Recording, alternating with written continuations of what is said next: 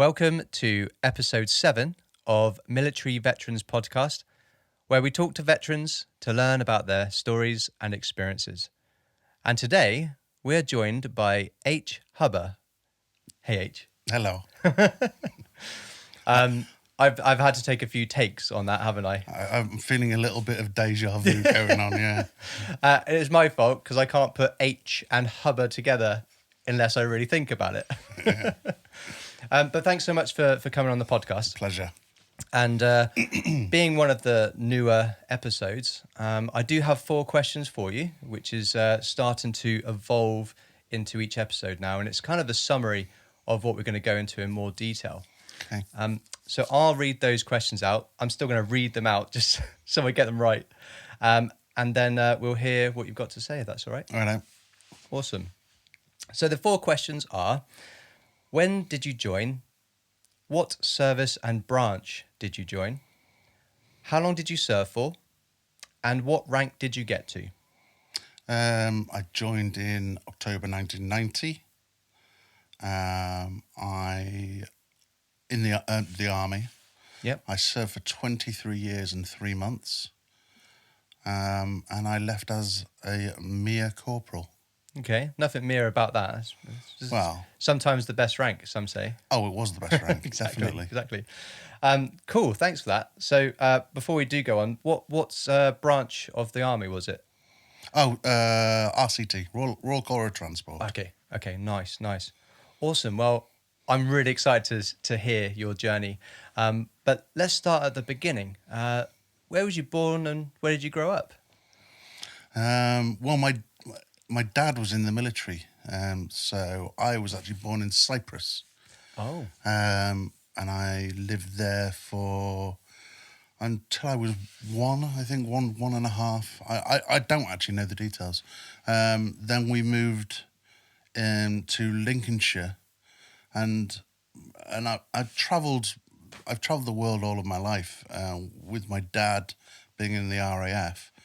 And then as he left, I joined the military. So in effect, I've literally travelled the world all my life. Wow, okay. So your childhood, was that in Lincoln that you were brought up and did the schooling and that kind of stuff? Yeah, predominantly because a lot of the RAF bases are based around Lincoln and Lincolnshire. Got it. So yeah, I think I was there at least 3 times throughout. And how did you find that? Was you in like a military school or was it normal school? No, never a military school. Just a normal school. Normal education, nothing out of the ordinary. Maybe growing up further, when I was out in Germany, that was a military school. Okay. Strangely enough, the same one my daughter went to 20-something years later. All right. Where was that? What town? King's School in Gütersloh. Oh, in Gütersloh. Okay. Yeah. So what was you like as a kid? Was you naughty? Yeah, I guess. I mean, I wasn't a tearaway as such, but I was a clever little sod. I would, if I'd done something and realised I was going to get in trouble for it, I'd always blame my brother, and he'd always take the flak. My brother's just 1.5 years older than I am. Okay. But he didn't have the. I guess he didn't have the power to withhold when he was getting into trouble. So you joined the military, but what enticed you? Was it to follow your dad's footsteps, or was it something else that made you want to join the military? It was twofold. I was actually a bit down and out at the time. I was living above a pub, not paying rent, struggling from day to day. I didn't have a job at the time, but the main reason was to follow in my father's footsteps because our family's steeped in military history. Really? Okay. Yeah. What, you have a few generations going back? Yeah, a few generations, yeah. There's obviously my dad, then my mother's father, my father's father, and further back than that. Wow. So, yeah. Are they mainly RAF or Army, or is it mix? Well, my dad was RAF, my mother was RAF, my stepmother was RAF, my grandfather was Merchant Navy, and my father was, and my grandfather was the American Army. He was in the American Army. Oh, interesting, So interesting. it was one of those World War II thingies. Over here, overpaid and oversexed, as the Americans were called at the time. Fantastic. So, what year was that you joined? You said 1990, wasn't it? 90, yeah, 1990. And how old were you when you signed on the dotted line? I signed on the dotted line on my birthday, which was February the 15th, but there were, for whatever reason, there were no openings for 6 months. Oh, really? Yeah. Okay. And then I joined pretty much exactly 6 months after I signed on. Okay. And how old were you? 18. You were 18. Okay. Yeah. Joined just after my 18th birthday, basically. Nice. I think if I could redo my military career, I'd wait till I was 18 rather than 16. Was you junior leader? Yeah, well, I was just old enough to fit into adult. I was 16 and 7 months or something, so I was over the 16 and a half threshold. Right. So, yeah, it was weird being the youngest. I hadn't even heard of the junior leaders when I joined. No, I don't think I had either. Secret club, maybe. Yeah, who knows? Yeah. So you joined 1990, 18 years old. Did you go straight into the army? That was what you wanted to do, or was there like RAF kind of thoughts? Well, my initial thing was I wanted to join the RAF because my dad was in the RAF. Okay. And I wanted to join as a photographer. I'm not sure why. I think it was basically because I was doing a lot of photography at the time. But I was too young to join as a photographer. So I waited a year or a couple of years and joined the army. Okay. And did you know what you were joining as soon as you signed up, or was it a case of go through basic and see what happens? No, back then you already knew. You didn't have a choice, or for me, I didn't have a choice. They'd already told me I was joining the RCT as I signed on the dotted line. Okay. And was it a specific role you were going for within that? No, not as at joining up. There was no specific role because I didn't have enough information about it. Just as a driver. Okay. And where did training happen in the early 90s? Buller Barracks, Aldershot. Aldershot, okay. Oh, yeah. The famous Buller Barracks. To me, anyway. And yeah. To drivers, to the driver trade. And does that bring back any memories, any experiences that stand out from your training time? It does. Training was hard. There were things in there that I do remember, and there was things in there I can't tell you. Okay, that's fine. That's fine. But the one specific thing I do remember, and anybody that's a driver, an RCT driver, will remember this, is the magic roundabout. Okay.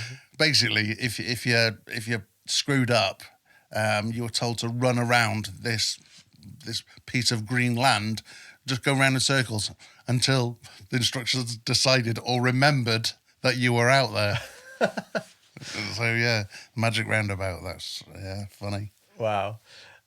So in regards of training, was you kind of pretty good with picking up the new stuff, the new ways of doing things with your kind of like background with family, or did you have to redo things? It was fairly simple. Training was easy enough. I wasn't ultra fit, nor was I really unfit, so the fitness side of it was easy enough. And picking up things, I've never been, until recently, but we'll go on to that. I've never really had a problem picking up anything, in all honesty. Nice. Training was fairly simple for me, as was the trade training, which was very easy as well. Where was that for you guys? Leconfield. Oh, yes. In South Humberside.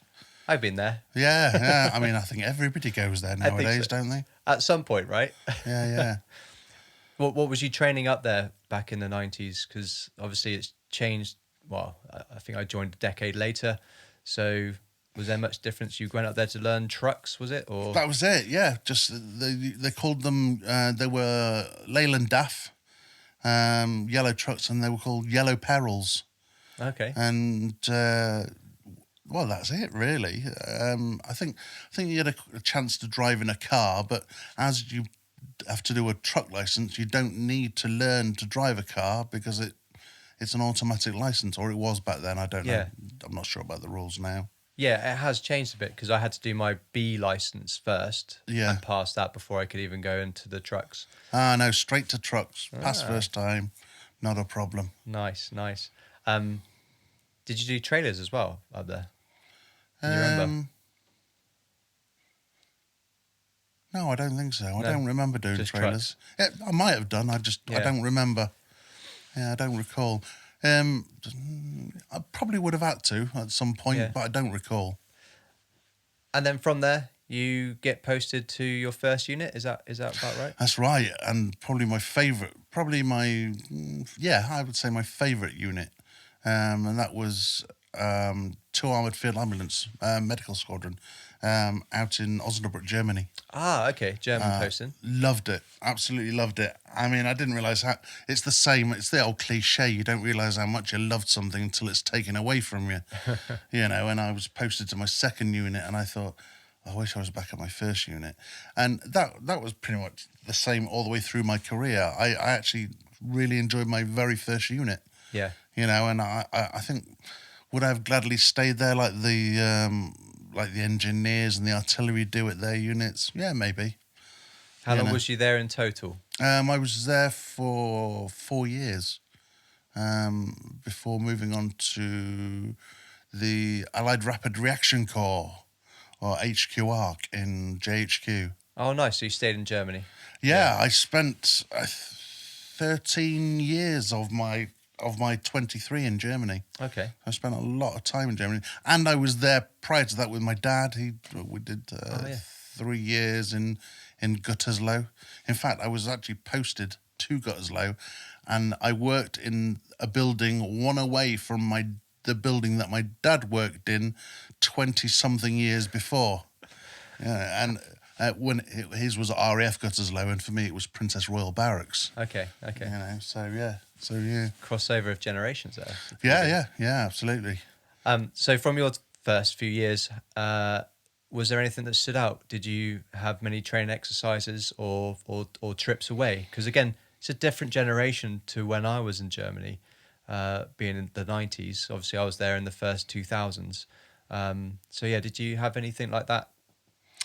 No, I mean, I think I didn't do my first adventure training until 2001, for example. So I'd already been in 10 years before I went adventure training. No, that's a lie. We did go once. That would have been when I was at JHQ. That would have been, we went to the Harz Mountains in Germany to do abseiling, rock climbing, drinking, and it was a good package. But memorable moments, I think, in my early years was I caught the back end of the first Gulf War, and I was proud to have been an ambulance driver at Emden Docks as the vehicles and troops were returning. So I mean, that's as close as I came to the Gulf War, but I really enjoyed my involvement in it, being a medical driver. Yeah. Where were those docks? Emden Docks. That's in Germany, isn't it? Germany, yeah. Okay. Yeah. And I think the only major other thing that I got involved in as a young soldier was it was there a second ago, I swear. Yeah. Escape and evasion. Okay. I wasn't a volunteer on escape and evasion, but I was there again as medical cover, as a driver. I wasn't medically trained, so just as a driver. And that was something to behold. You know, watching grown men cry was tough.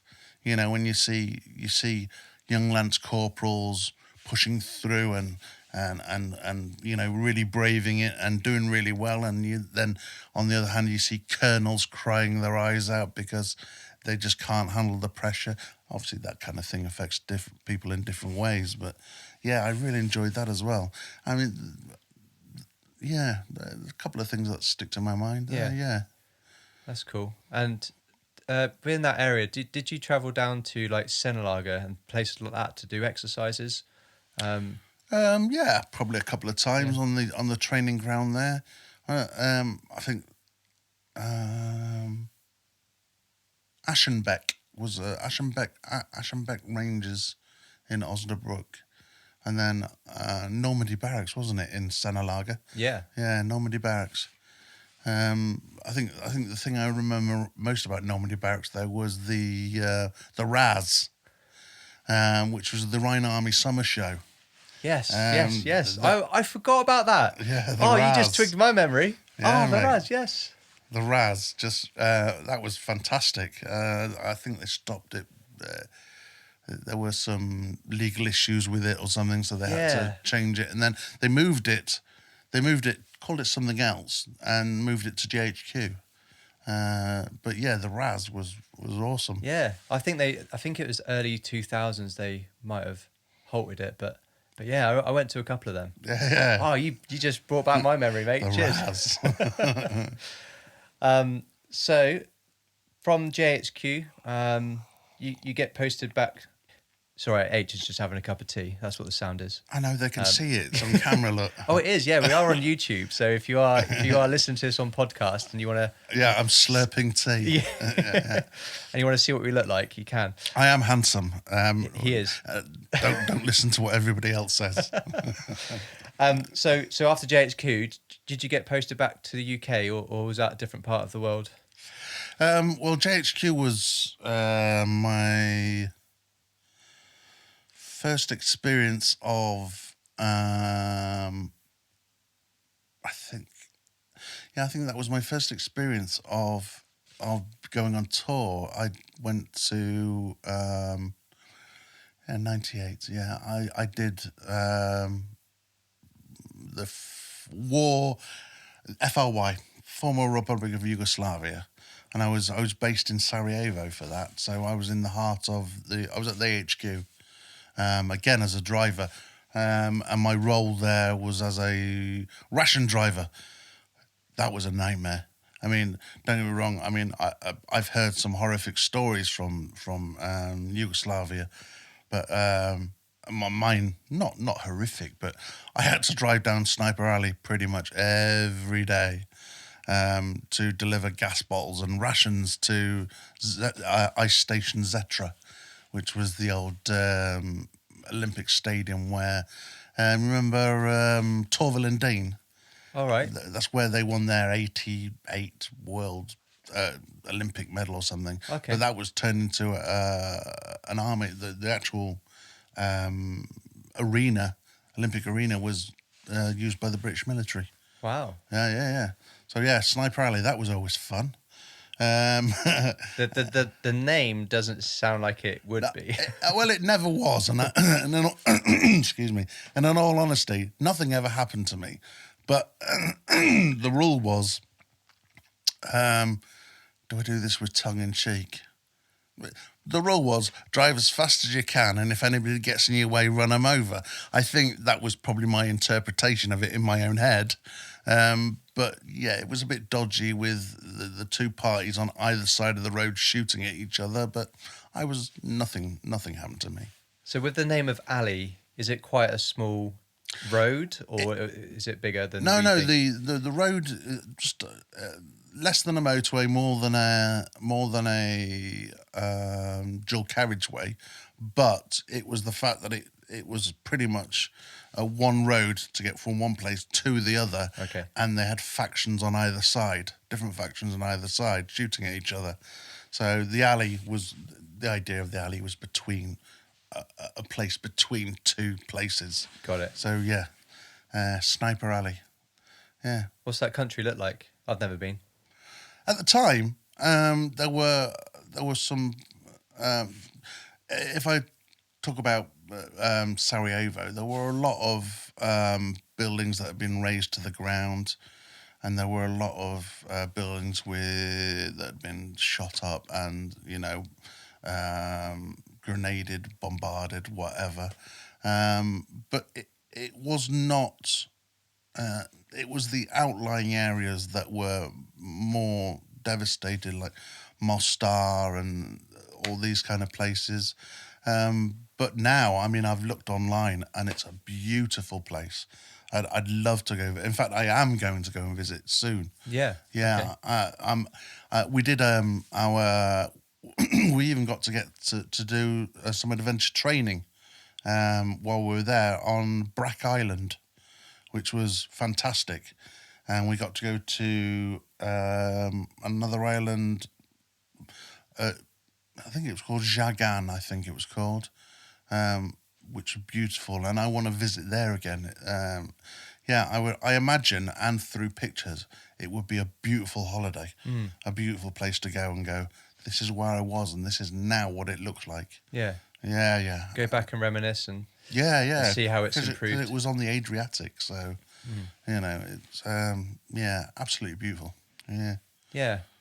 So then you came back from there. We were I'm guessing guessing did I go to UK from JHQ? Yes, I went from there to,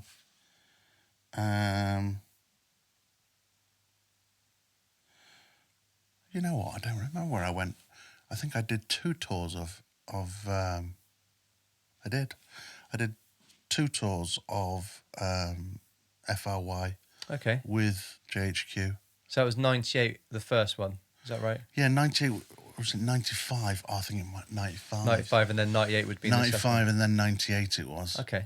Yeah. So 95 was actually, I was based at Split Northport, right on the Croatian border. Oh, right. Croatian, what do they call it, where the sea meets the land? What's it called? Where the sea meets the land. Where the sea meets the land. The beach. We were on the coast. On the coast. That's on the the coast. word. There we go. The coast. We're on the coast. Okay. Basically, the job there again was. In fact, I was in rations then. My job was to help sort rations and get them out to the troops, which was that really interesting job. Really Okay. good. Yeah. Satisfying, I think would be a good word. Knowing that you're part of the big cog that ultimately feeds the soldiers, so the soldier can then go on and do whatever role they're out there for. Yeah. And the second tour was a year tour actually. It was back to back. Really? Wow. The Sarajevo one was a back to back.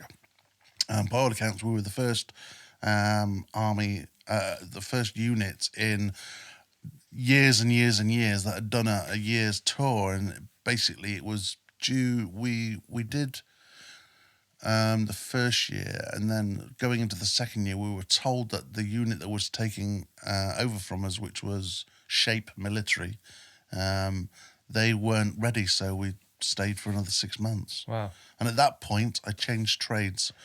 Yeah, well, I was actually going to ask because you just mentioned, 2 big tours there. You mentioned rations. You mentioned driver. What trade were you, or what was your kind of like position within that corps? Driver, always a driver. So that is the main trade. Yeah. But it was as a driver, you don't just deal with your vehicles. You deal with the obviously deliveries, where the rations came in. And gas and all the things that I delivered. It was just, and I got the experience I was the Russian storeman also in Sarajevo. That was because I was going to retrade, so they put me in there to give me some kind of knowledge of storemanship. Mm-hmm. So I enjoyed that, and then my first UK posting was back to the place that I tried to get out of. So I was posted to Kirton in Lindsey in Scunthorpe, in South Humberside, which is where I signed on to get away from Kirton in Lindsey in South Humberside, or just down the road actually. I lived in a place called Hemsworth Cliff, which was where we lived was old officers' quarters, and across the road was the some of the housing for what was then 16 Air Defence. All right. So as a civilian, I used to hang around with people my age from 16 Air Defence. But as I went back there, it was with 22 Air Defence.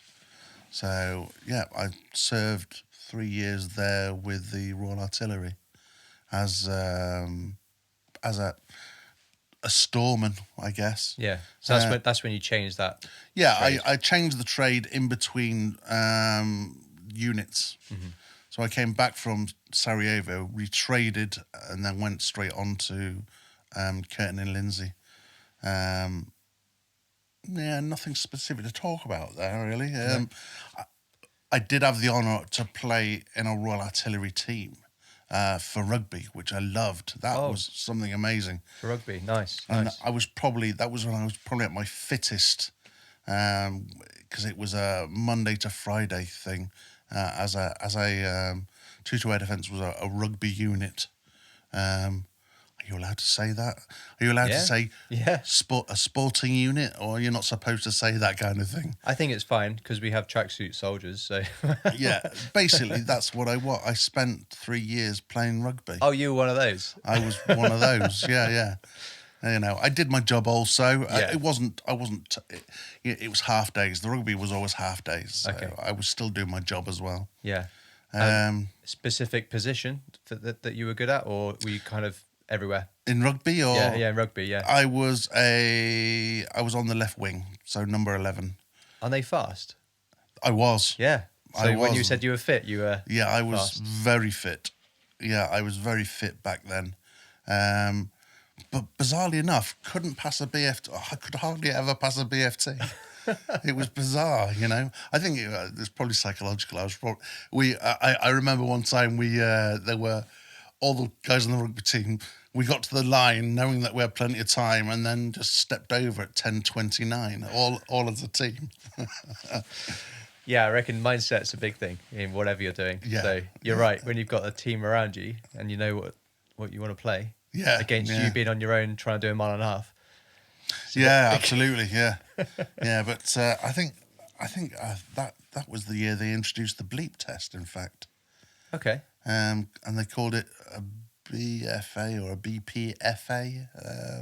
When I joined, it was called a BFT, BFT. basic fitness test.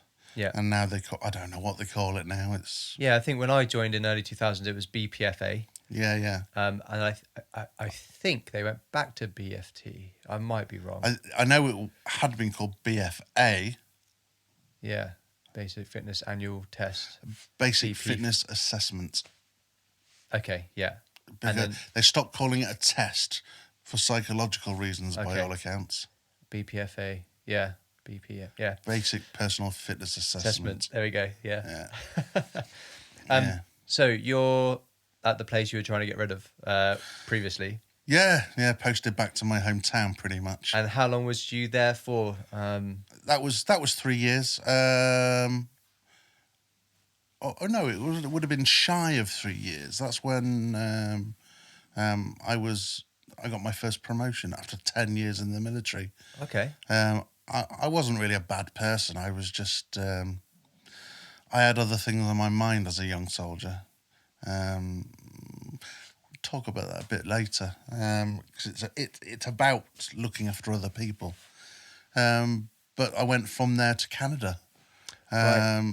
for a couple of years out in BATUS, the British Army Training Unit in Suffield, 105 Squadron. That was it. It was just called 105 Squadron. Yeah. And that was 2000, was it? That was 2000, and I was there for a couple of years. Yeah. I was doing SNR, stock taking and reconciliation, predominantly out there. That was a great job. What does that entail? I've not come across it. SNR is fun. For me, it was really good. It's basically tracking down missing pieces of equipment that they just seem to have disappeared out of the system for no apparent reason. Well, that's the bigger end of it. I mean, there was a time I actually found an engine block, a Challenger engine, that had just disappeared. Millions of pounds of equipment just up and vanished. And did the investigation, and it turned out that it was in the first place that I looked. But the first place I looked didn't realise that they still had it. Oh. So it was still, waiting to be dispatched. But according to the paperwork, we'd have received it. So it was still in the UK, even though it wasn't.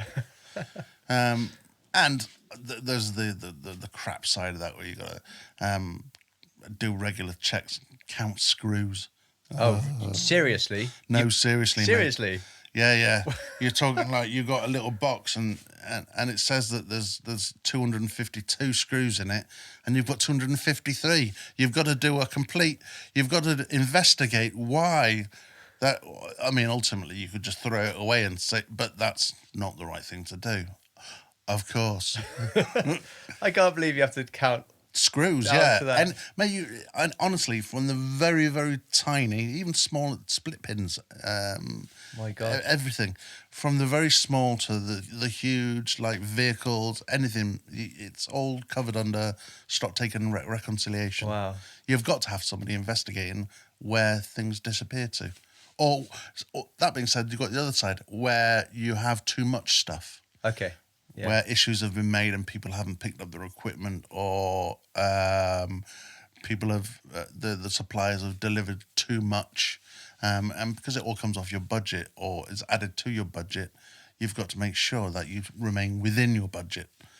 I suppose that's quite a crucial training area for the British military. So it is, yeah, definitely. That could be why. I mean, I've supported my old squadron in stores. The smallest thing I've had to count is like silooms or a bar of soap, not down to screws. I had to do that. I've done that as well, counted silooms and soap. Yeah. I did that when I moved on to another unit, when I was working for the QM department.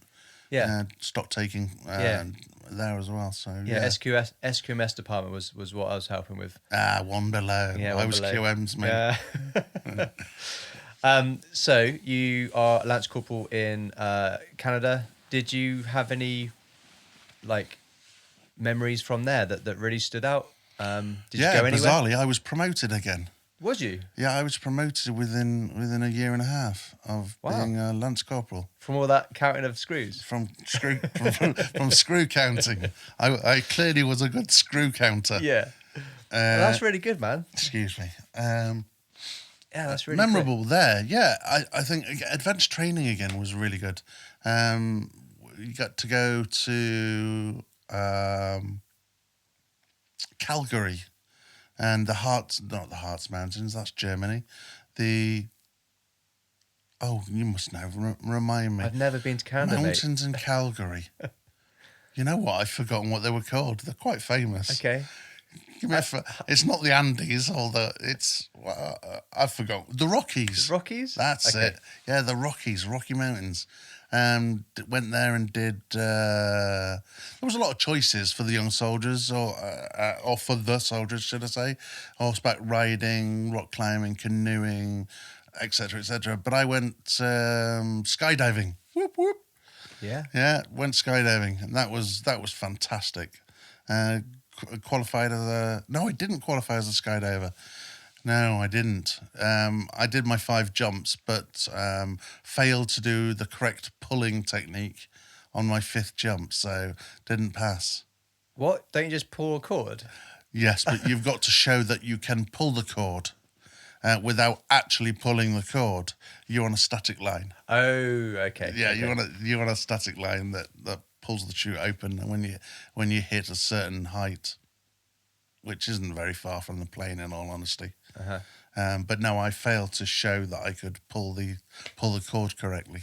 Was you scared ever? You know what? It was the first jump was okay because it was like you don't know what to expect. But the further you go in, the more nervous you become because you realise what it is you're actually doing, and you're jumping out of a perfectly good aeroplane. You know, why would you? I don't think I'll ever do that. Mate, you should try No. it. It's amazing. No. At least do a, what do they call it? A tandem. Try a tandem. You know? I might do that iFly thing where you go on a big, what is it, like a fan, and you have a, what do they call it, like a suit. Yeah, yeah. I'm not jumping out of a plane. That would be called floating. Yeah, I'm going to float. I'll You can float. I've not done that yet, but I might do. Yeah. Once we're out of COVID. Yeah. Well, I mean, I'd like to try. I couldn't do that now. I think it'd probably hurt me, but I don't think I could jump out of a plane, mate. I don't think I could do that. Not even tandem. It's a rush. Well, yeah, it's air. It's rushing past your face. You know what I meant. Yeah, no, it was a buzz, honestly, like 1,000, 2,000, 3,000, check Canterbury. Bearing in mind that I was on a static line, so I wasn't actually doing that at all. That was just me saying what we were told to say. Yeah, never actually got to do a skydive until later on in life. I did some dives in Lincoln. Yeah, still not sure I would ever do a tandem. So from there, do you still do rugby out there, or any sports whilst you're still out in Canada? I did. I played rugby for the. I can't remember what they call them now. Is it a Canadian team or? I think they were called the Barbarians. I think. Okay. BATUS Barbarians. What, a civvy team? No, military. Military team. No, I actually did play in a civvy team though. When I was in JHQ, I played, and a lot of the guys that were out there would have experienced the same thing. I played in the Dutch league, right? For a civvy team, which was really good. So I played on a semi-professional level, and played for Scunthorpe once. Yeah, played for Scunthorpe once. At a professional level.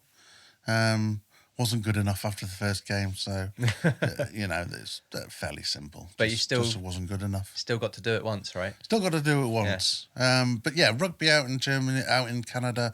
But my thing was ice hockey. Oh, absolutely fantastic. I played a stay-at-home defender. Basically, 5 people on the team, on the ice at any one time, constantly rotating. Stay-at-home defender helps the keeper, basically, so that the puck doesn't go in the net. Okay. So you got the goalie and then another person in front of the goalie. Goalie, 2 stay-at-home defenders, and 2. Then defenders. Okay. Or attackers, defense, attack, defense. So yeah, it's a brilliant sport. Dangerous. Yeah. Was you good at that as well? I was really good at ice hockey, in my opinion, obviously. These are always my own opinions. Like your looks? Yeah, well, yes, but that's fact. So ice hockey, you were good at that. Was it picked up whilst in Canada, or had you done anything prior to that? No, I tried to ice skate in Germany, again at JHQ, and I was not too bad at ice skating, going down the local ice rink. So I picked. It was hard to transition from just skating to then having to think about a stick and skating.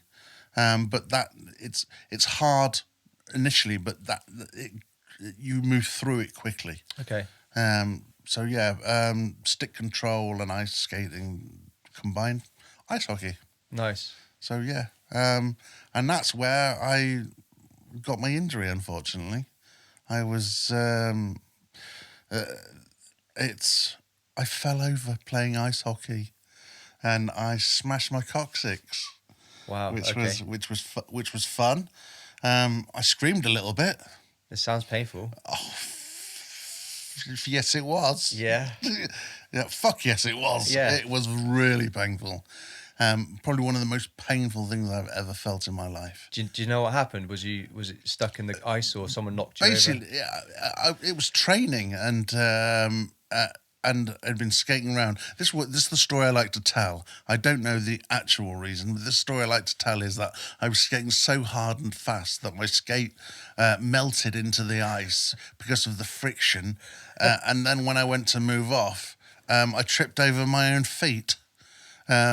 But in actual fact, I don't know why I fell over. I think the skate didn't move for whatever reason. It might have just hit a little pick in the ice or something, and I just fell over. And in a comical way, I suppose, feet in the air, and came down and smashed right at the bottom of my spine. Oof. So I had to be carried off and went through a lot of rehab for that. Yeah, really, not a good time at all. So what injury did you do to it? Because just hitting it sounds painful, but did you damage it in any way? It was all it was, by all accounts, was bruising to the coccyx. When I say smashed, that's what it felt like.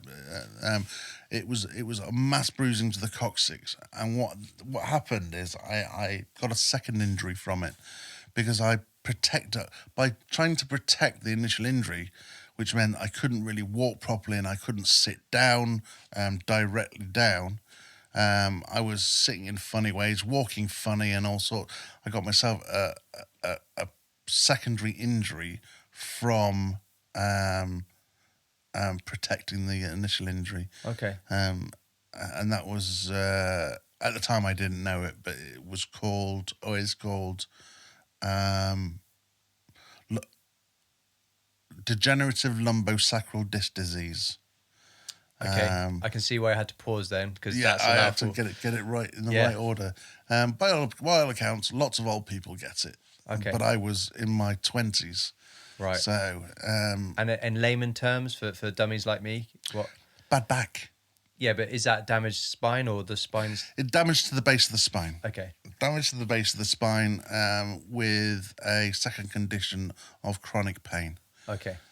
So it's what I live with now, along with a twisted spine, and I have some mental issues.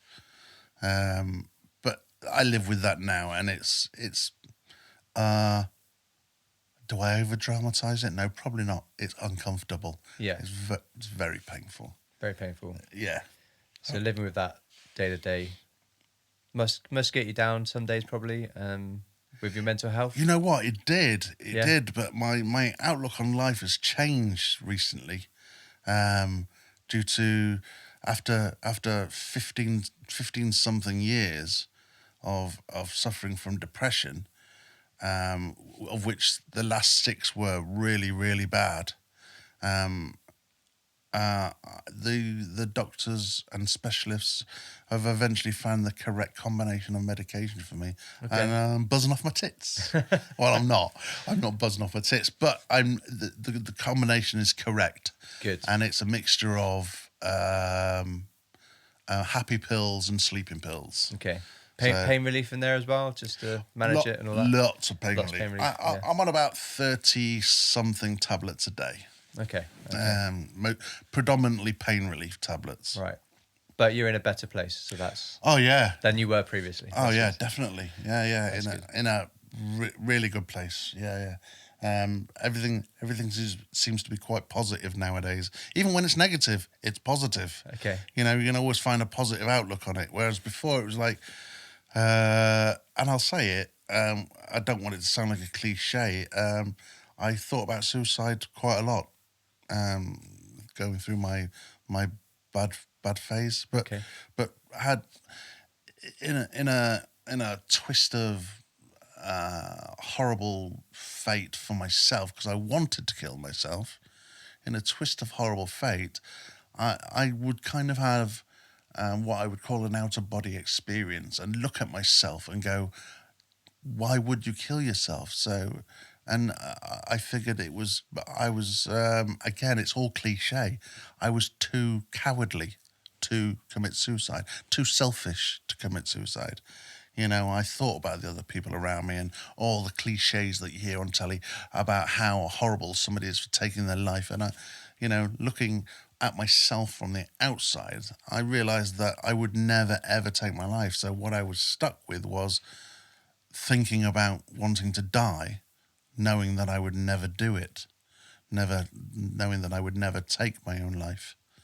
You know, so that was the main part of my depression in the last 6 years. Prior to that, it was due to something that I'd seen in Sarajevo, which was a little bit traumatic at the time. Yeah. Okay. So let's come back a little bit. So your time in Canada was good. You said it was only for a couple of years. Just a couple of years. And that was when you had the accident with the hockey, is that right? That's it, yeah. Okay. Yeah. But then you were trying to so-called soldier on, as they say. And you did, right? Because that was to early 2000s, and you still did many years after that. Well, it was the thing, wasn't it? It's like, it's not so much now because the army now listens to you. It was a case of man up and get on with your fucking job. Yeah. You don't look like you're unwell, so suck it up, buttercup, and crack on. And here's some pink Smarties. Pink Smarties, and what do they say? Oh, doctor, my wife's been decapitated. Don't worry, give her these pink pills. She'll be fine in the morning. Yeah, that was the answer to everything, wasn't it? Yeah. What were they called?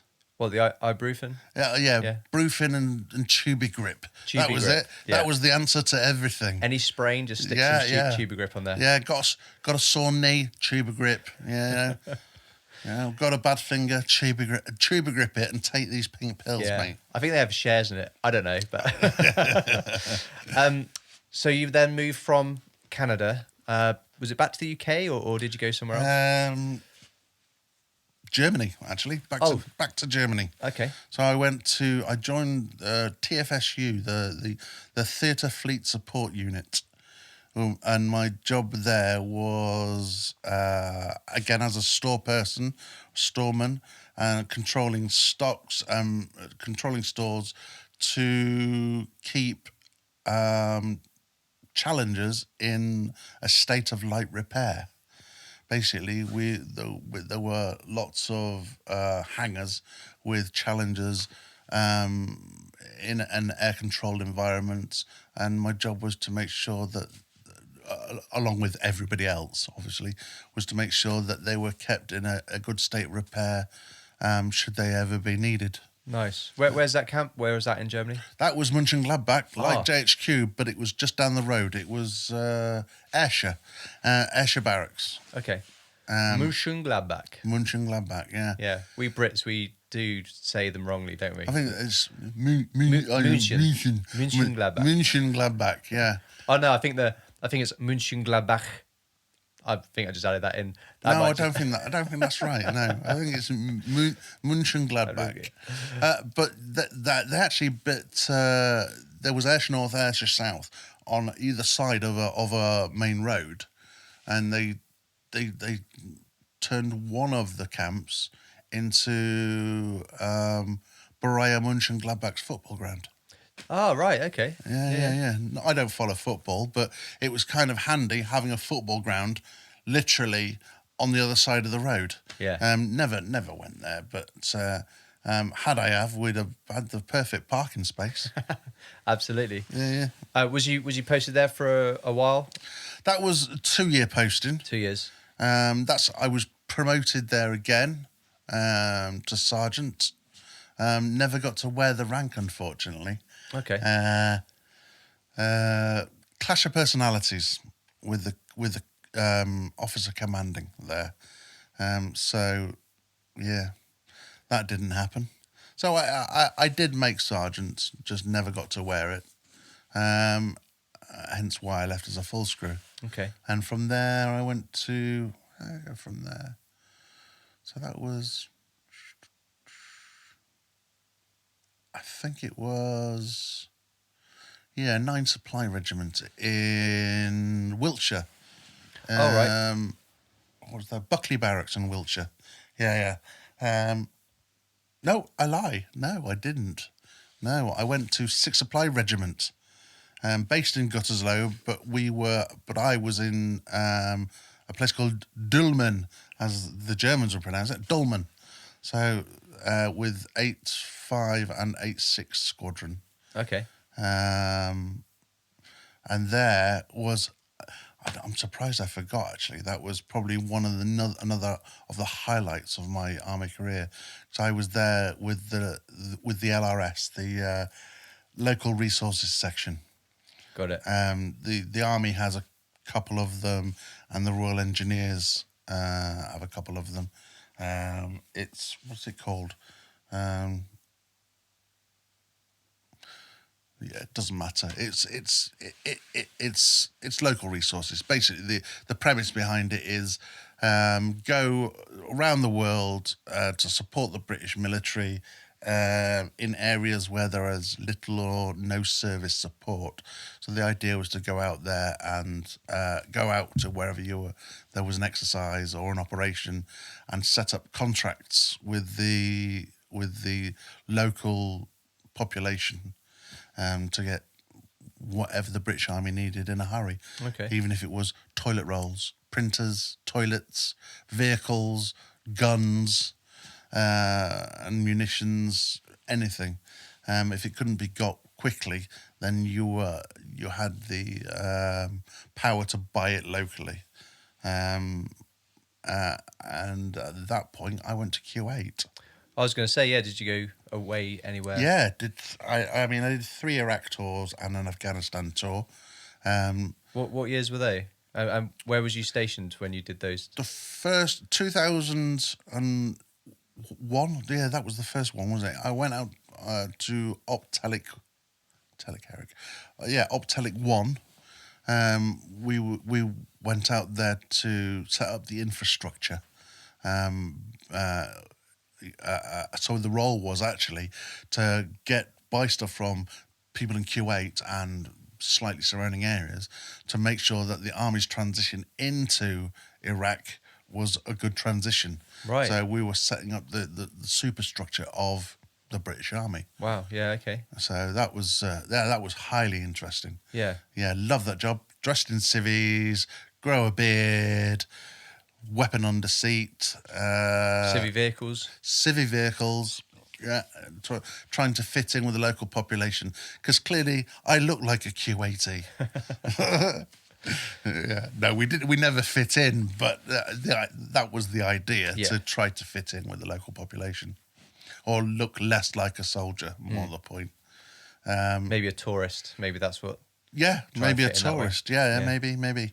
But that I loved the LRS. I thought it was fantastic, absolutely fantastic, because it was it was a break from the norm. It was being in the military, but acting as a civilian for the military. Mm-hmm. You know, so it was, and I got to travel. I did one exercise that wasn't an operational exercise. That was. Exercise Ulan Eagle, I think it was called. That was Poland, which was really interesting. And I'm not going to say the training ground that's out in Poland, because I can't pronounce it properly. It was something like Drummond Promorski, but I can't remember the exact pronunciation of it. I'm sorry, I've got a really itchy nose. Keep on playing with my nose. So Poland, and with the LRS, I did 2 further tours to Iraq as LRS. Okay. So you mentioned that, and you said that the engineers have it. So we do, and I don't know if we have an actual unit that's just solely that, but I do remember in Afghanistan, we had one sergeant that had that role, and would have a backup sapper, backup lance corporal to go with them. Yeah, the teams work the same. Yeah. Yeah. One sergeant or staff sergeant with 2 other people. Yeah. It is the LRT, local resources team. Yeah. I think the engineers call it. I got it in the back of my mind. Yeah. I can't remember. Yours guys were LRTs, I think they called them. I can't remember exactly what they were. Yeah, I just remember one day that they gave me that role. They said, right, you did it as well. Well, I was there just to support the sergeant. Yeah. I forget the sergeant's name. I'm terrible with names. So you're doing awesome, by the way, with all these names of barracks and all the places. So no, I don't remember people, but I do remember, you remember places. I remember places. But yeah, I remember I was young. I was 19 or something. and I was told to go out and basically be the support person in the civvy vehicle. So it was a white Land Cruiser, I think it was. Yeah. And had a pistol that I had to keep between my legs whilst the sergeant went out and spoke to the locals in the local. Well, it was just a shop. Yeah. But I remember sitting in that vehicle. I'm in the passenger seat, and I'm thinking, if something kicks off, I don't know what the fuck I'm gonna do. I just got a pistol, and there's no backup. Like, we're trying to blend in. We're in civvies.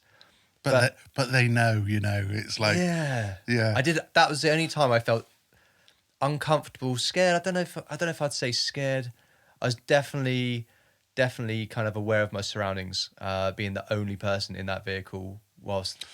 I had a moment, I tell you what, I had a moment where I felt really sorry for the locals. Out in Kuwait, Saddam and his cronies had launched a Scud missile, which hit the main shopping centre in Kuwait. And this shopping centre wasn't small. It was a huge shopping centre. And everybody went to respirators.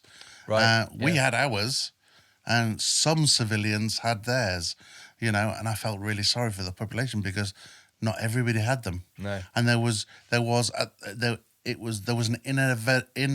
inevitability of some kind of NBC attack.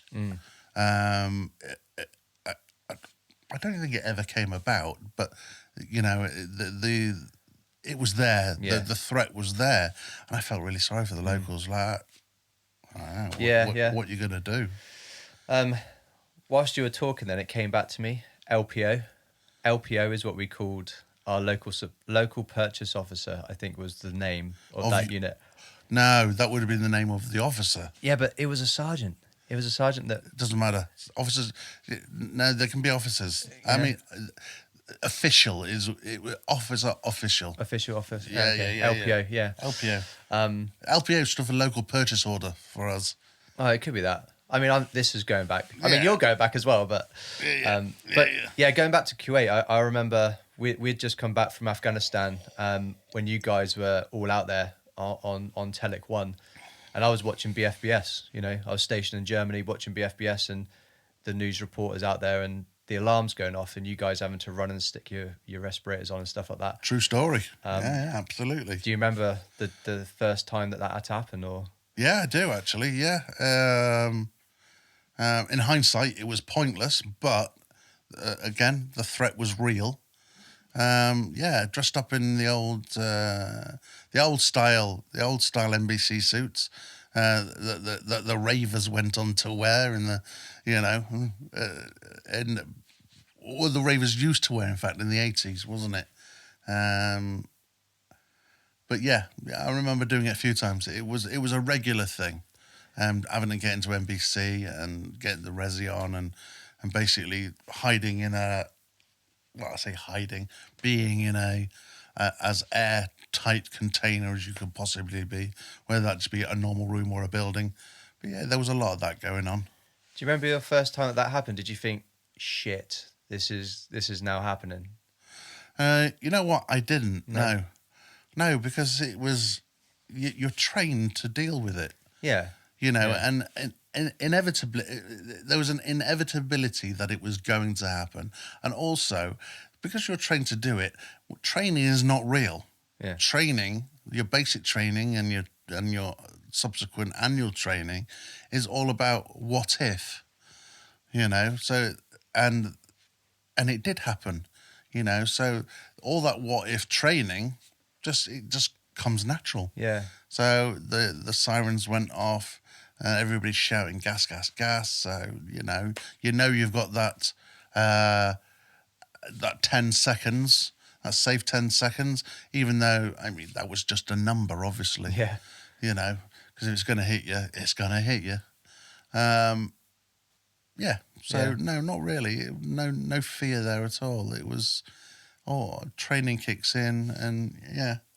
And I didn't meet anybody that did have a fear of anything. No, I wouldn't say fear, but definitely the shit thought. Because I just remember the first time I got mortared in Iraq, and you get trained what to do when the incoming's coming in, and I just remember the siren going off. What's that? Can you remember? Was it Finks? No.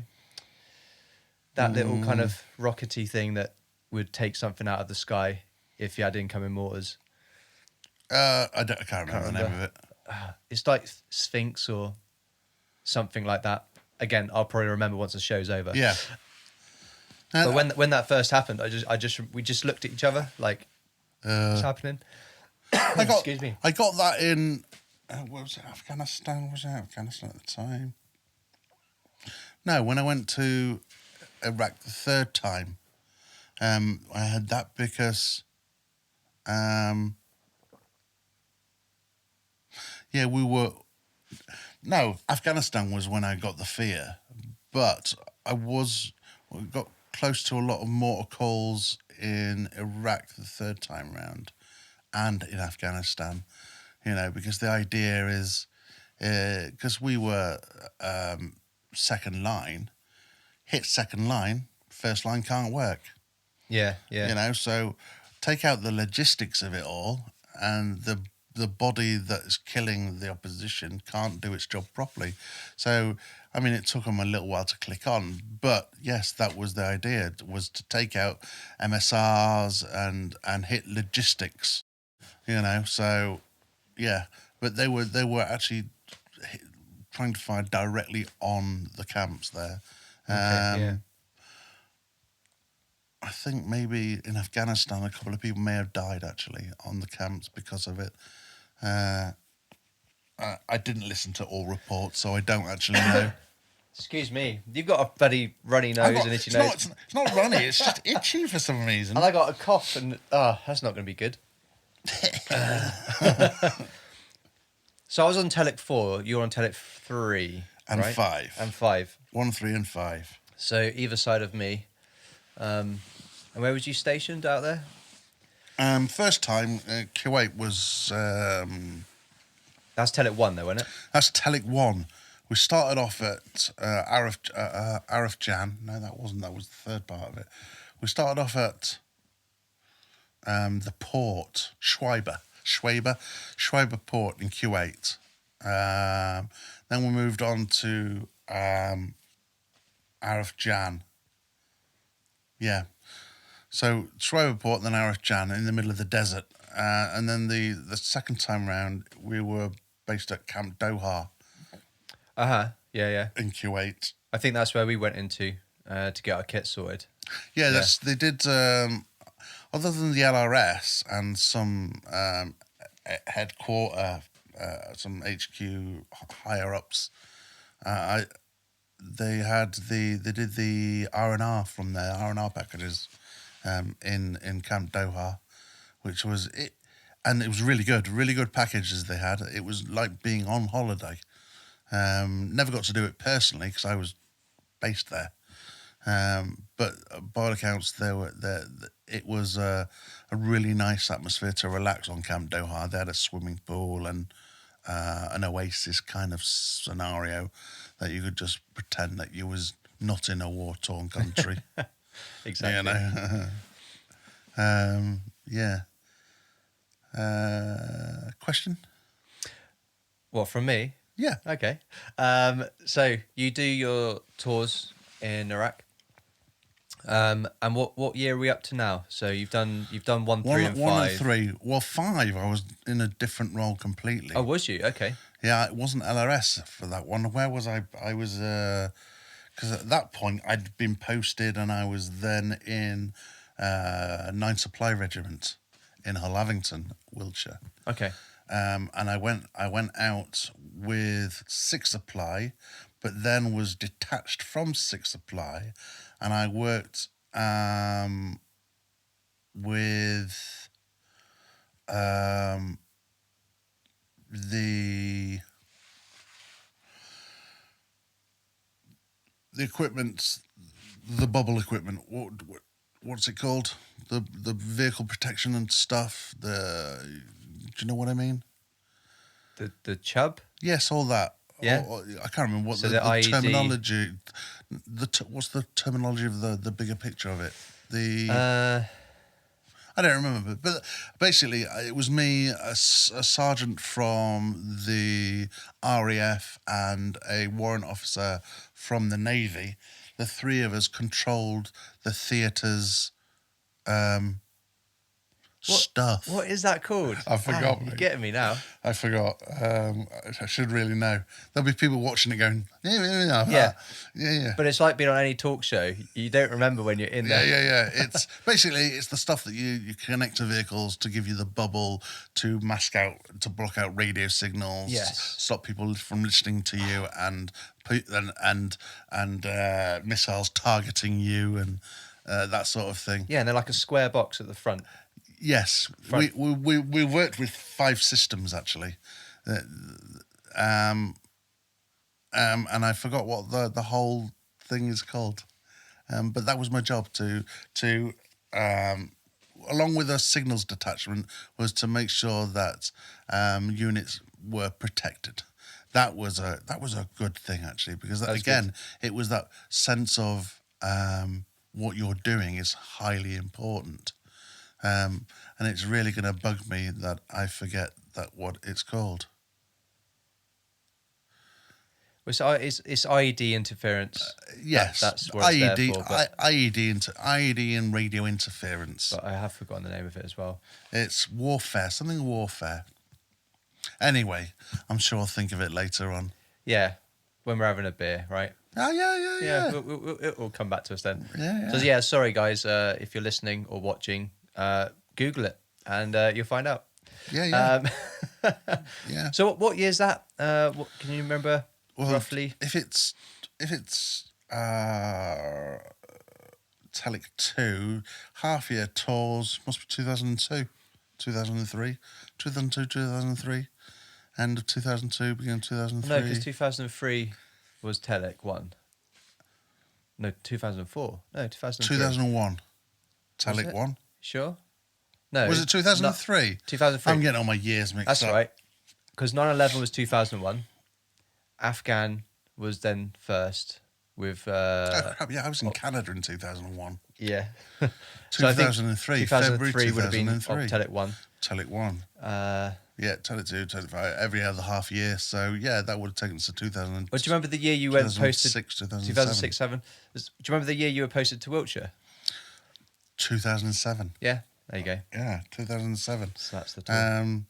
Great unit, worked at the QM's department there. That was the one just above what I was working with. Nice. Yes. The elite worked for the QMs. Yeah. And you enjoyed that? You enjoyed... I did, mate, working yeah. for that, I enjoyed it because, again, it was doing what... it was doing my job, which was supplying people.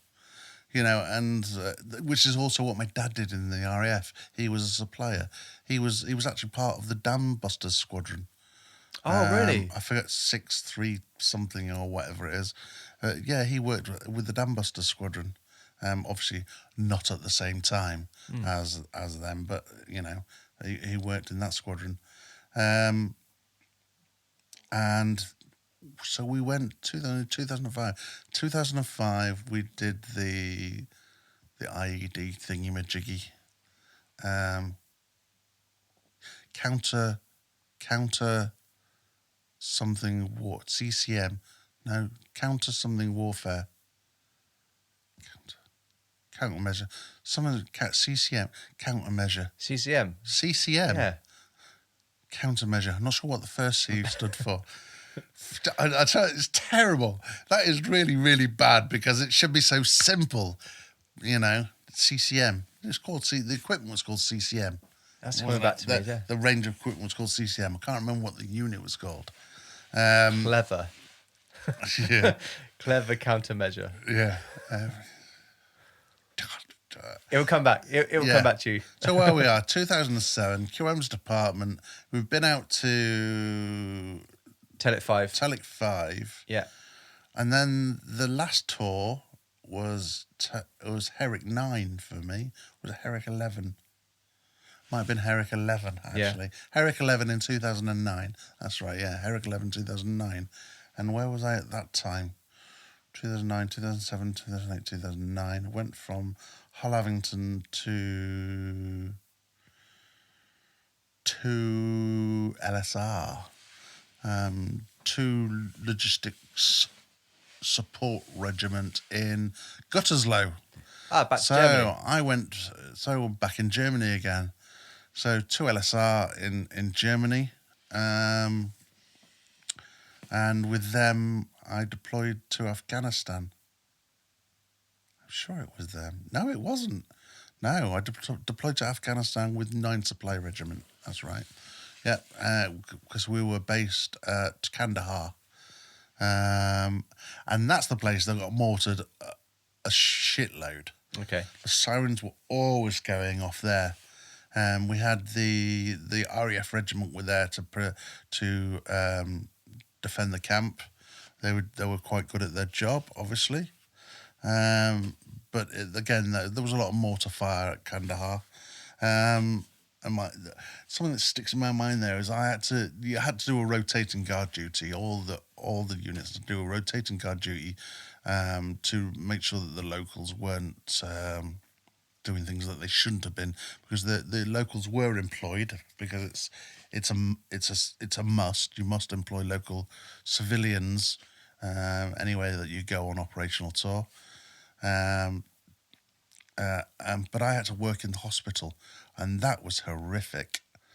Standing, making sure that the civilians were doing what they were supposed to be doing and not something else, but seeing some of the bodies coming in, it was horrible. Missing limbs here, dead people there. It was, absolutely horrific. Is that what affected you later? No, that didn't affect me at all. It was a horrible thing to see, but no, it wasn't. Mine was a lot simpler. I had a flashback in the 90s, and it was a flashback from watching a television show about Sarajevo, and the TV show was called Warriors. I think the actor was Ian Grufford. He played Hornblower. Ever heard of Hornblower? No. He played the Rubber Man on Fantastic Four. Anyway, I had a flashback while watching that. The guy at the end went to commit suicide. And that was the last scene, and I just had a nervous breakdown. I had a breakdown there and then. And I kind of never really recovered from it up until just recently. And it was all of that was based on that flashback. But it wasn't because of that flashback. That flashback made me flash back to something that happened in Sarajevo. Right. A different incident. Not only did I prevent somebody from committing suicide whilst I was out there, I saw... I don't really want to go into it, in all honesty. You don't have to. That's fine. Yeah.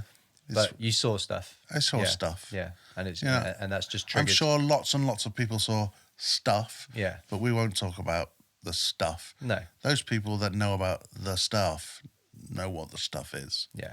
Especially in Sarajevo. Yeah. There were some horrific things out there. So that was...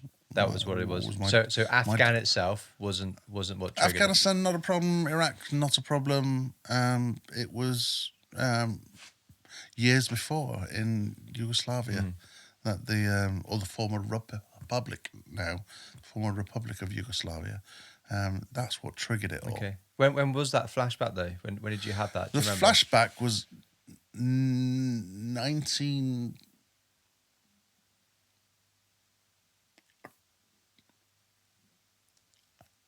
Late 90s? No. I think JHQ. No, I think it was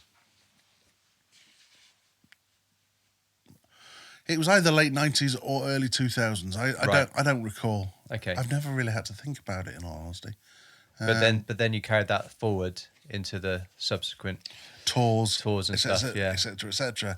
I mean, there could have been a knock-on effect from the tours. I don't actually know. I don't think there ever was, But from there, I became very withdrawn. I don't have any friends except for yourself actually, and a couple of others, because I don't really like meeting people anymore, or didn't. You know, I'm ready to go now. Now that I can't go, Yeah. now that I can't go, I'm ready to go. But I still suffer with a lot of anxiety. But I was really bad. I wouldn't leave the house. You know, it wasn't that. It was agoraphobia. I think it wasn't agoraphobia. It wasn't that bad. But I just didn't want to leave the house. You know, I didn't want to talk to anybody. My marriage fell to pieces, even though I remained married. My marriage fell to pieces. And by all accounts, I wasn't really a very nice person. Never violent, but always verbal. Yeah, I don't remember. That's the horrible thing about it. I don't really remember being horrible. I don't really remember being withdrawn. You know, this is what people have told me I was like. It was almost like it was like a living coma. Is that would be a good explanation? Yeah, like that a makes living sense. coma, like not knowing anything, then coming out of it and realizing that you'd done stuff you shouldn't have been doing, you know, and been not a very nice person for so many years. Yeah, but now I'm not that person. I am awesome. Yeah, it's good to see you're in a better place now. Yeah. It's good. But Yeah. so let's just end your career, I suppose. Where did you finish that off? That was 2LSR. That was 2SLR, okay. 2LSR was my last unit, and unfortunately,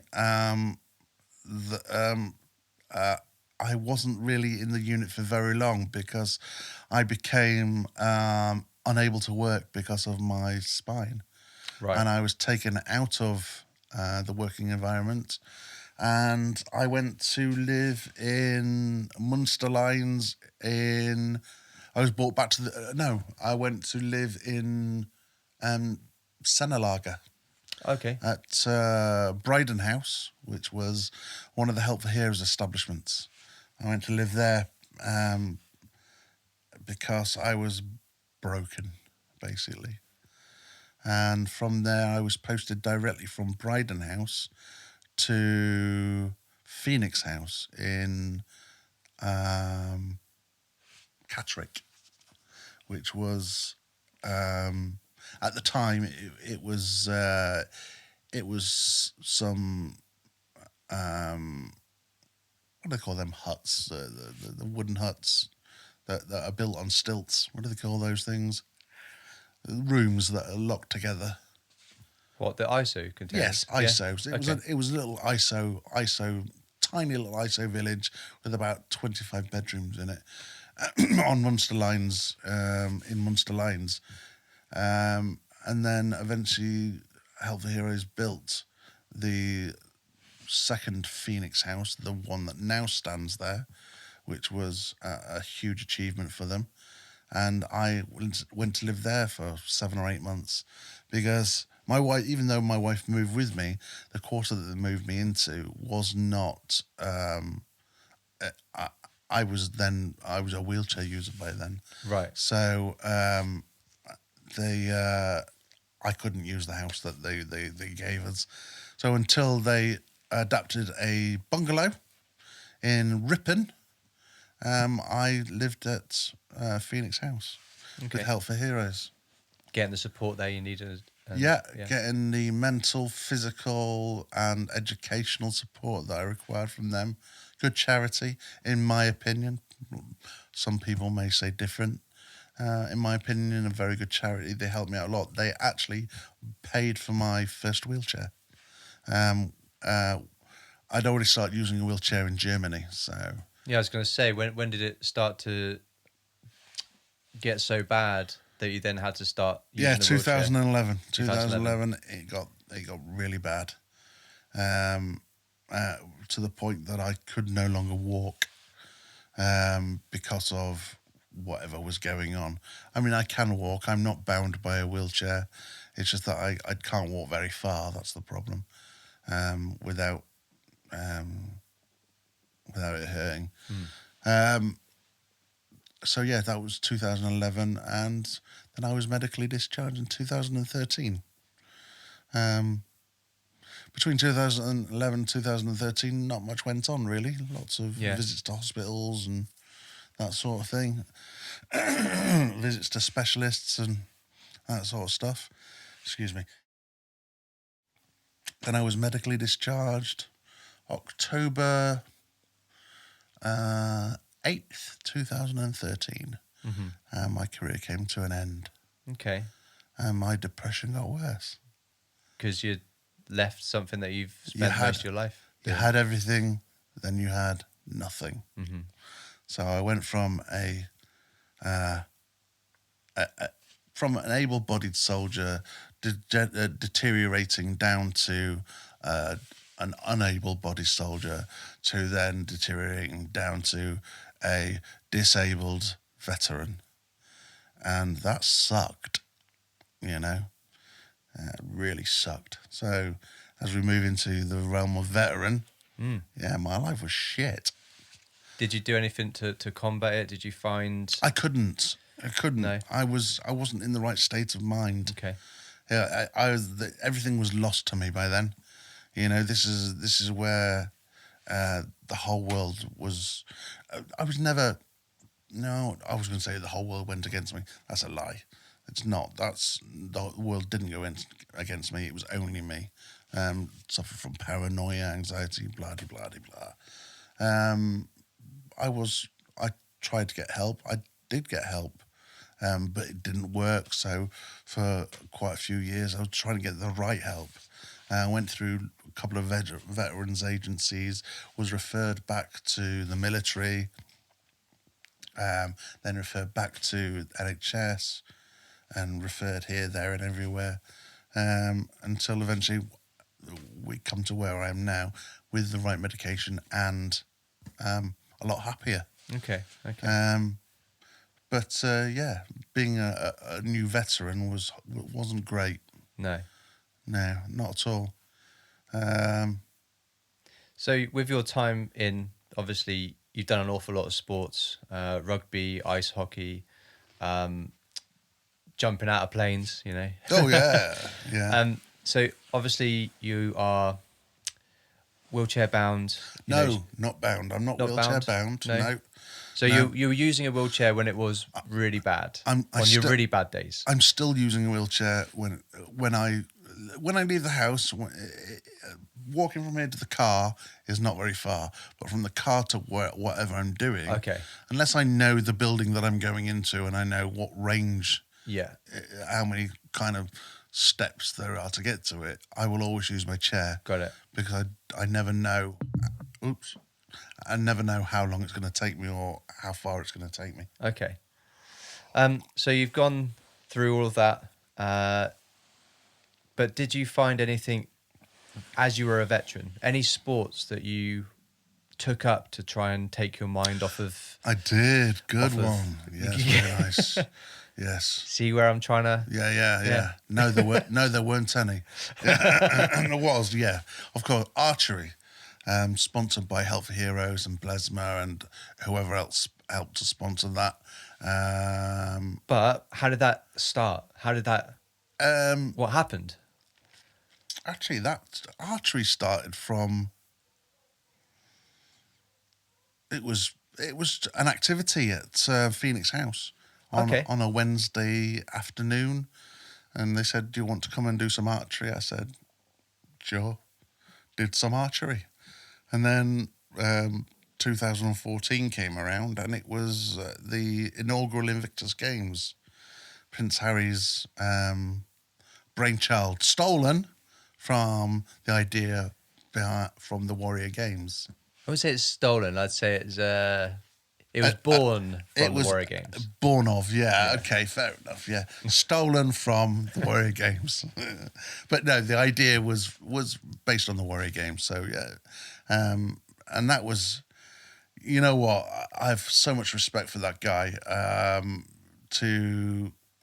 for him and his teams to come up with the Invictus Games, and did a lot of training and was asked to represent Great Britain or United Kingdom military forces or British forces as a toxophilite, as an archer. As an archer, yeah. That's how we met, wasn't it? That's how we met. Yeah.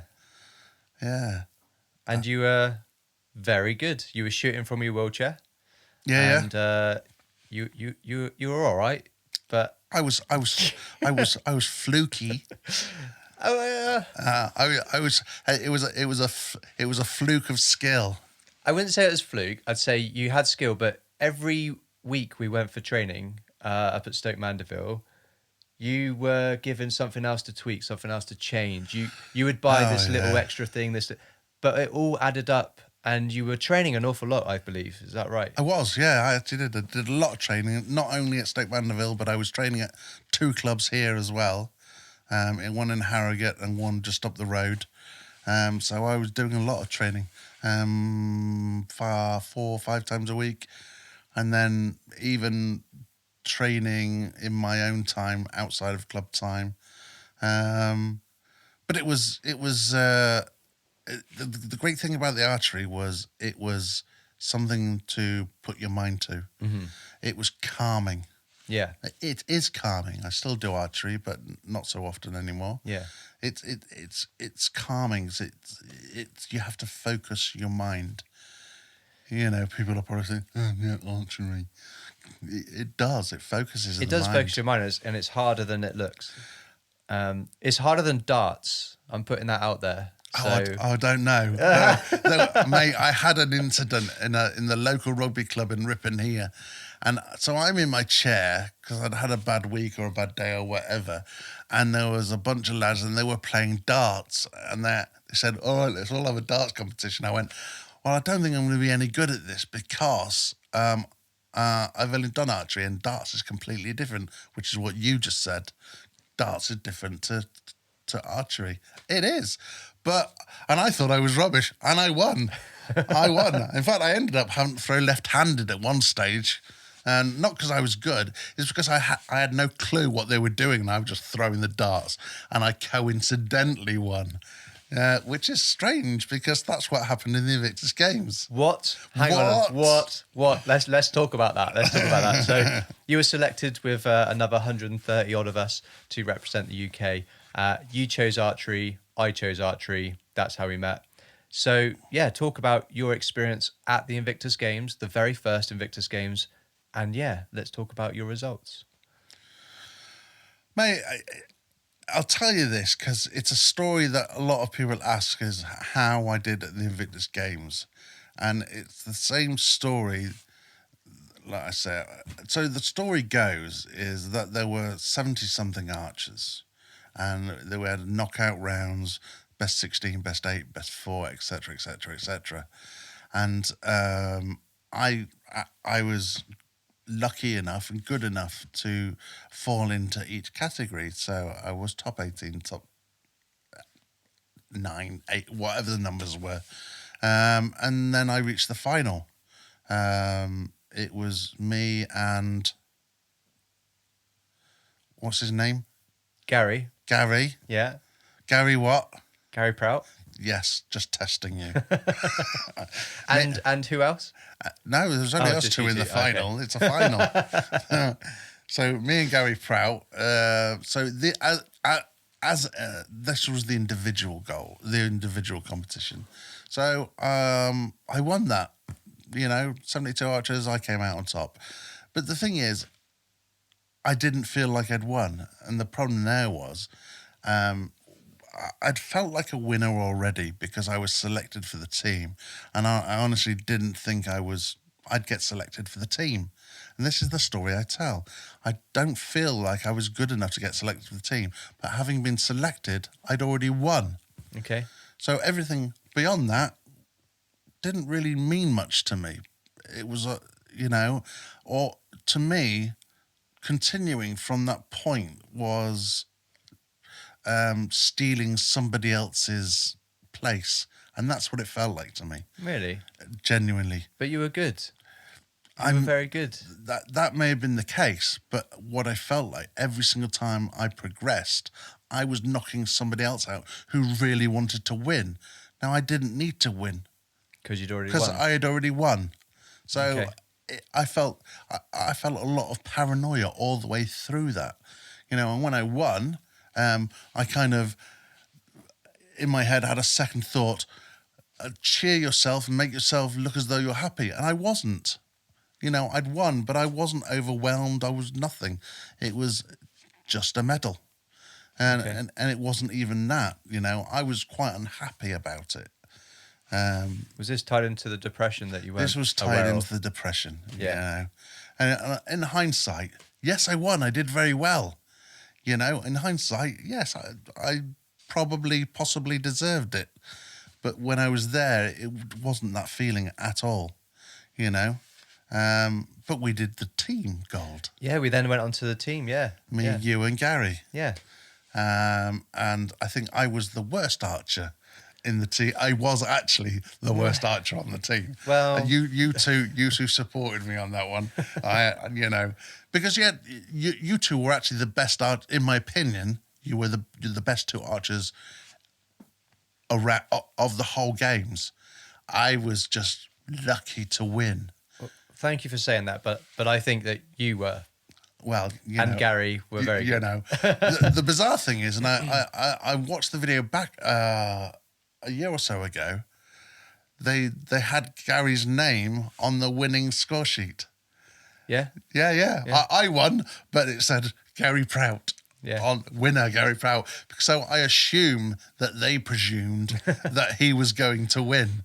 So, and I would have guaranteed that myself. Yeah. I think realistically we did think Gary would win because he is very good. He is very, very good. I think at that point he'd been shooting for 13 years. Yeah. And we'd been shooting a year. Yeah, I'd been shooting a year. Yeah. But it was a great experience, though. I think. I guess it came with the good training that we had. Definitely. Yeah. And the good team around us, right? We all picked each other up and stuff. It was absolutely. a good mix. Yeah. So was you ever nervous in the finals or anything? Because you walked away with 2 gold medals from the first Invictus. No, not at all. No. The thought of there was no nerves whatsoever. See, that's the difference. I'd already won. You'd already won, yeah. Did it mean something? Yes, I guess it did mean something to me as a team player, etc., etc., etc. But I had no nerves because it was irrelevant whether I beat people or not. Because I was happy. I would have been happy to have been the 72nd archer in the competition. Yeah. I'd have happily come last, and I would have been happy. See, that might have been the difference because I don't know if you remember this, but in one of the rounds in the final against the Netherlands, I was nervous, and I think it was the 3rd round. And as I pulled my bow up, my arrow came off. Do you remember that? My arrow came off. But go on. My arrow came off the rest as I'm pulling my bow up, and we'd already trained that if something like that were to happen, it's quicker and better for us to throw that on the ground. Ooh, I remember. You remember this. that now? And then it went back round to Gary, then to you, That's and then right. came back round to me. And because I'd run out of time very closely, I think I only shot a 6 or something for that arrow. But still, those 6 points gave us the 2 points for that round. Yeah. But yeah, that's how nervous I was at a certain point, which was the middle of our games. So maybe not being nervous gave you the edge. Maybe, That's possibly. What the difference was. I'm just looking at my cat jumping around the kitchen. Oh, right. So that could be what the difference is, Maybe that's what kept you calm. I would imagine so. That was probably it. But you remember that now? Do you remember me? I do. Yeah. Clumsy old gav. I think that's what we called you. You just told me that I was the best. Or second best, maybe. But yes, archery. So, and then we went on to the Warrior Games. I don't think we were there as a team. No, what was that? What was that, the following year or something? That was 2015. Yeah, okay. Yeah. So you were selected for Warrior Games? Warrior Games in Washington. Specifically, what's in Washington? We was at the home of the Royal Marines and the FBI. Oh, okay. Quantico. Yeah, Quantico, Virginia. That's where it was. Okay. Um, What did you do there? Again, archery. Yeah. Archery there. We did individual and team again. And we made did I get a medal for the team? Yeah, I got a medal for the team. I came fourth. I came fourth in the individuals. Okay. Oh, and I cried. Yeah. Because... So that was meaning something. Yeah. That meant something because I'd let the team down. And I got really upset that I'd let the team down. I was overwhelmed. And the team came together and got all mushy and stuff and, but supported me. And then we went on and we came second, I think, in the... Might have been first. I think it was second in the team round. The team round. Even though we made a complete hash of it. Yeah. And we made an absolute hash of it. With they were working on a bleep system rather than a whistle system, and their timing was all out. No, they would work on a whistle system rather than a bleep system, and their timing was all out. And it was an absolute... It wasn't very well organised, let's say. But we did come second as a UK team, nice. Which was really good. Yeah, nice medal there. Yeah, another medal there. Yeah. Did you do any other sports, or was it you just did? No, archery? I did just. Yep, just archery. Just that archery, one. yeah. Just archery again. Yeah. Really enjoyed that. Wasn't as good as the Invictus Games, but yeah, did the Warrior Games. But a good experience. Good experience, yeah. It was nice to meet again after Afghanistan and Iraq. It was nice to meet American Marines and soldiers and airmen and that again, which was really good. Yeah, it's quality meeting other nations' forces, really is. Especially the veterans, interesting to listen to their stories about what they're up to, what they've been doing, and, that sort of thing. Exactly as you're doing now, actually. And from there, I went on to do some scuba diving. Oh, you did? Did some scuba diving. Nice, okay. Let's talk about that. Yeah. So I've done my open water, advanced open water, nitrox, wreck diving, and deep courses. And I've done all of those with a charity. Can I mention a charity? Yes, you can. Depth Therapy. Okay. Play on words. Depth Therapy, one word, depththerapy.co.uk, and their charity, supported by other charities,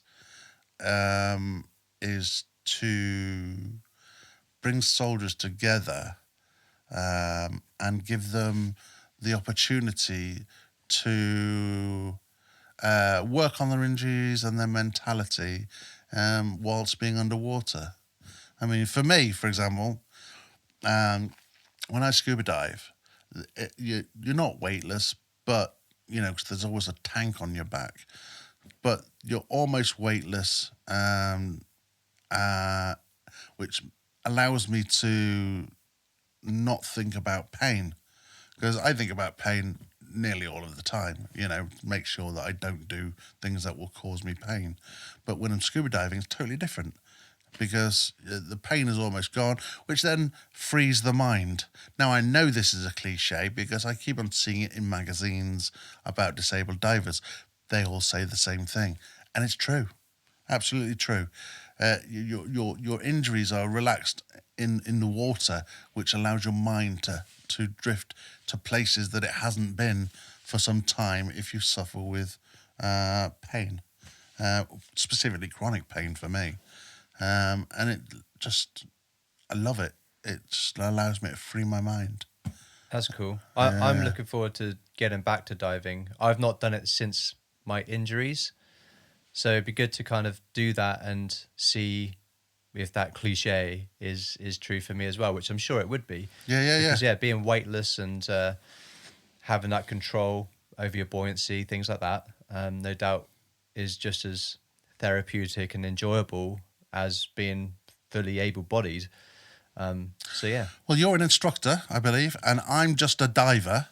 So there's plenty of we should get together. Get together and do some diving. Yeah, we'll try and sort something. Definitely. I need to practice again, but... Even if it means we go out to somewhere hot. Well, maybe we do that, yeah? Yeah. Somewhere with a bit of heat. Malta or Egypt or something. Yeah. All right. The charity took me to Egypt 3 times. Oh, yeah, okay. And also a place called Micronesia in the Pacific, somewhere near Papua New Guinea. Oh, nice. Okay. Yeah, a little place called Micronesia. Absolutely amazing. Yeah, that sounds good. Absolutely amazing. Weather was wet. It was rainy, but it was hot. But the diving there was amazing. It was in the place where the Japanese sunk all their warships so that nobody else would get them. Or I don't recall the whole story, but it was a warship graveyard basically. Okay. So lots of few planes and lots of warships to dive there. Amazing, absolutely amazing. And I've been lucky enough to be asked to dive with them next year as well. Ooh. On a conservation dive. Nice. Okay. Conservation training, then a conservation dive, which we'll be doing in conjunction with other conservation charities, which is looking forward to that. Yeah. I love the wildlife. I love life. Even more so now. Whoop, whoop. Nice. New frame of mind. Yeah. Get it? You get it? Yeah. I get it. Yeah, love life. So yeah, I love life. It's especially obviously wildlife, and big fan of conservation. Big fan. Fantastic. Yeah, I mean that would be great to see what footage you can share when you go and do it. That would be good. Yeah, should do that. Yeah. But yeah, exciting. So that does that pretty much bring us up to date? That sounds like it does. That pretty much wraps it up. Yeah. So I'd say at this point in the podcast, obviously you've joined the military, you've done your time, and you've come out. So would you have any words for somebody maybe thinking about joining the military? Any advice for them? For people joining the military, do it. Yes, absolutely. You know, it's a fantastic career. The people, the family, your family of peers, subordinates, and ranking officers. They're 99.9% of the time, they're all very good. You know, there's black sheep that ruin things, but the military is, to me, for youngsters, is the way ahead. If there was conscripting, I'd say bring it back, because it's life-changing. You know, it turned me from a person that didn't really want much, know much, need much, or have much into, I was an excellent soldier. That's why I didn't get promoted. That's what it is. It's because I was so good, they didn't want to promote me. Oh, I got you. That was what it was. Fantastic.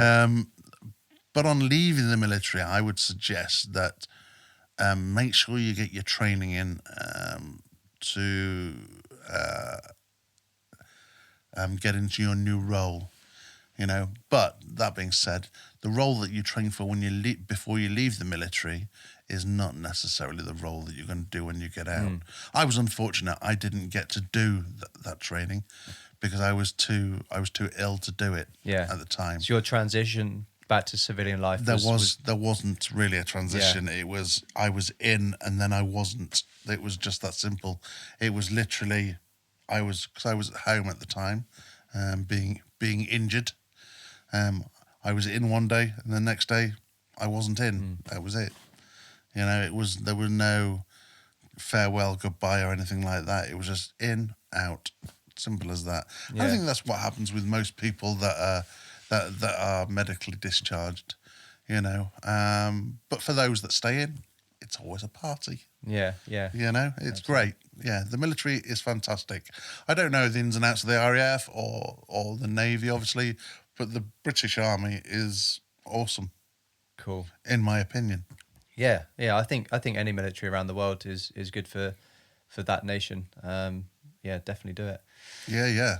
So is there anything else you want to share at this point that we haven't touched on or that have come to mind? No, not really. No, I think we covered it as a.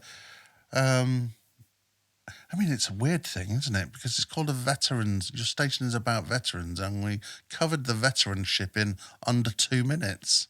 Well, we're talking about your time I know. that made you a veteran. Yeah, so veteran. As a veteran, though, I've found it hard not being in the military system.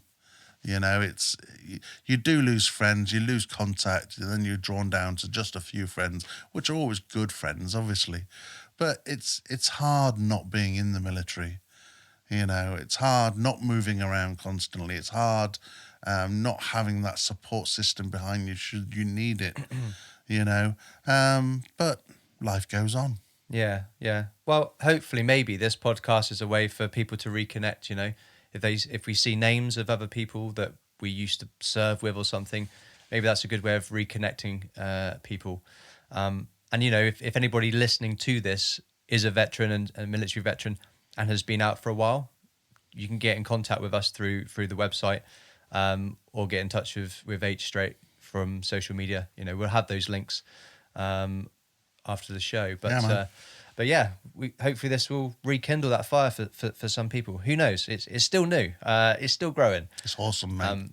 Thank you. So I just want to say thanks for sharing all of your memories and experiences. It's been really cool to listen. My pleasure, man. And I also just want to say thanks for your time, because that's also a key part to our life. And so thanks for sharing your time. Mate, you're actually very lucky. Am I? No, I joke. It's great that you've done this, because I was asked previously to do a podcast with another similar.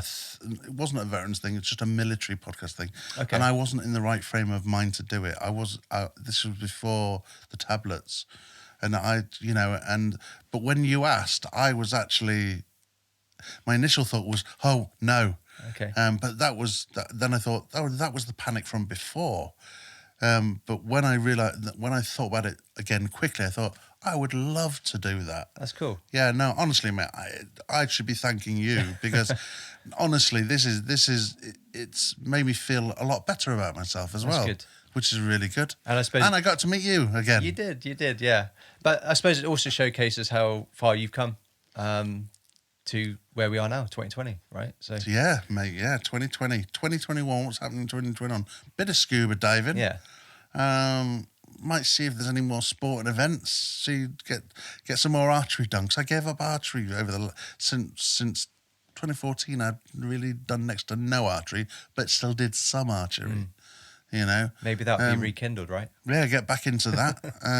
How do you fancy doing some later or tomorrow? Well, if the weather cheers up a bit, we might get some in. Nice. And most importantly, H, thank you for your service. That's an American thing. I know, but I just think it's so important and it should be used everywhere. So I'm bringing it to this podcast, and the Brits that I say it to either go, all right, or they find it as, I don't know, they don't like it. But it's a bit weird. It's a bit weird, but when you listen to all these podcasts, they'll all be ending the same way. Oh, will they?